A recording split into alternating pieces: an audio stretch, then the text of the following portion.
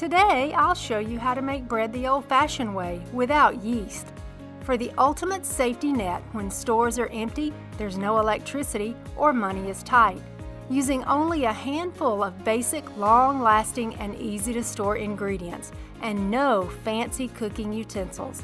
Just one of many long-forgotten secrets you'll discover inside the Lost Frontier Handbook, which our forefathers used to overcome tough times.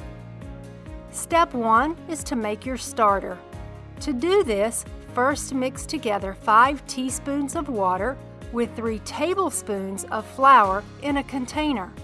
Then cover your starter with a cheesecloth.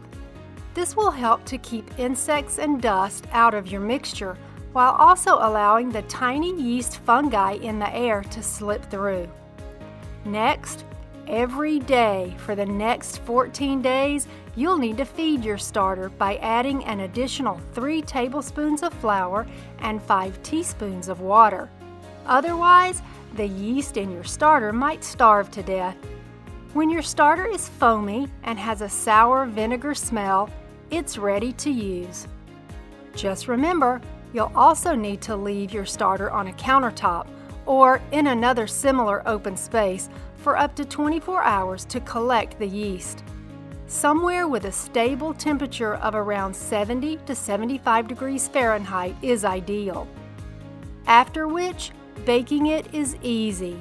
Simply take 2 to 2.5 cups of all-purpose flour, 1 tablespoon of sugar or molasses, 1 teaspoon of salt, 1 cup of water, plus 4 tablespoons of your starter, and knead them together for 10 minutes. Next, place your dough into a greased tin. Cover it with a damp towel and put a dry towel over it. Your dough then needs to stand for 12 hours until it's doubled in volume. To check if it's ready, gently press your dough. If it dents, it's ready to bake. Next, place your dough uncovered into the oven at 350 degrees Fahrenheit and bake it for 40 minutes, or until the top is golden brown. And there you have it, tasty and inexpensive homemade bread, exactly like our forefathers used to make it. Especially in times of crisis, like the Great Depression, the American Civil War, or as disaster relief in an emergency. Finally, if you'd like to use your starter again in the future, you can also store it in the fridge indefinitely.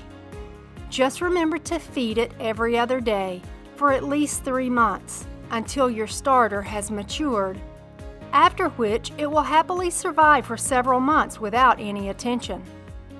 Just one of many amazing recipes you'll find inside the Lost Frontier Handbook. So why not check it out? Click the button below to discover more.